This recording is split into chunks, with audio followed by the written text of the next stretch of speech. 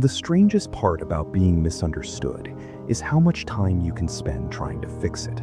A conversation ends, but somehow it follows you home. Hours later, you're still staring at your phone, rereading the same messages, wondering if you said something wrong, if you left something out, or if one better sentence could have changed everything.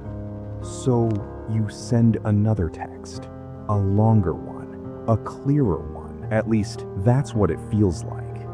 Then, before you know it, you're rewriting the same point for the 5th time, trying a softer tone, then a firmer one, then a version that sounds less emotional and more reasonable. The explanation keeps changing, but the outcome never does. And somehow, every conversation that leaves you feeling unseen convinces you that the problem isn't the conversation, it's your explanation.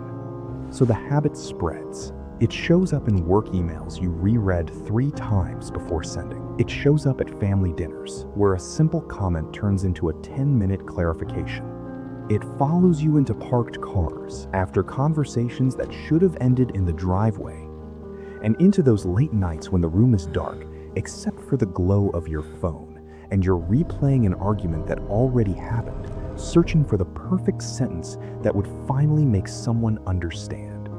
The strange thing is that each new explanation feels productive. It feels like progress, like you're getting closer, like you're one paragraph away from being seen correctly.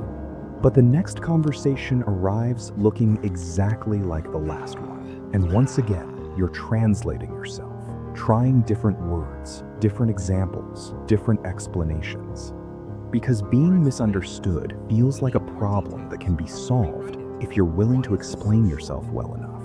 Until one day, something becomes impossible to ignore.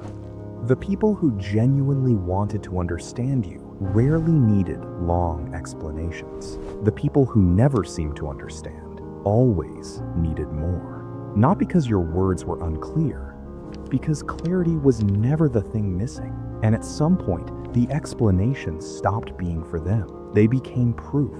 Proof that you were reasonable. Proof that your feelings made sense. Proof that you weren't asking for too much. Every new paragraph became a witness statement. Every clarification became a defense. Every deleted draft became another piece of evidence in a case you never stopped building. That's why the explanations never felt finished. You weren't just looking for better words. You were looking for permission. Permission to feel what you felt. Permission to be hurt. Permission to be understood. And that's what made the cycle so difficult to leave. The wall was never confused. The wall was a wall. But every new explanation felt like another attempt to unlock a door that was never turning from the other side. That's why the conversation never really ended. Part of you was still waiting for the wall to answer back.